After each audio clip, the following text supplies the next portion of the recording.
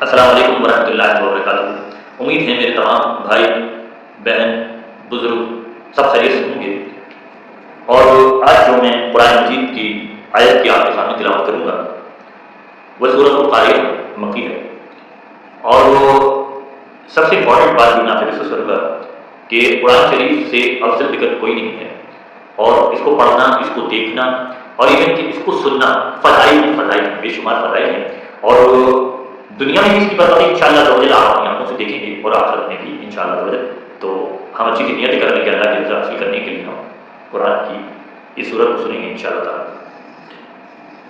اعوذ باللہ من الشیطان الرجیم، میں اللہ کو دل کی پناہ میں آیا شیطان مردود سے بچنے کے لیے۔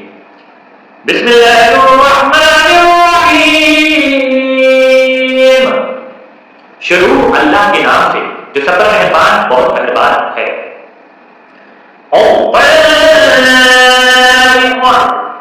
یاد کرو وہ واقعہ جو دل ہلا کر رکھ دے گا۔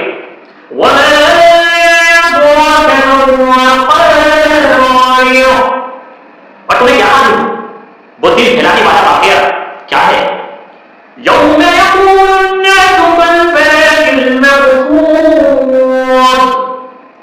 جس دن سارے لوگ پھیلے ہوئے پروان کی طرح ہو جائیں گے۔ وَتَكُونُ الْجِبَالُ كَالْعِهْنِ الْمَنفُوشِ، اور پہاڑ دھلی ہوئی رنگین اون کی طرح ہو جائیں گے۔ فَأَمَّا مَنْ ثَقُلَتْ مَوَازِينُهُ، اور جس کے پلڑے وزنی ہوں گے، فَهُوَ فِي عِيشَةٍ رَاضِيَةٍ، تو وہ من پسند زندگی میں ہوگا۔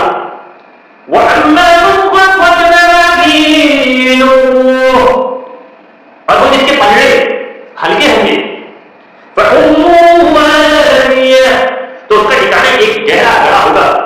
وَمَا أَدْرَاكَ مَا هِيَهْ، اور تمہیں کیا معلوم کہ وہ گہرا گڑھا کیا چیز ہے؟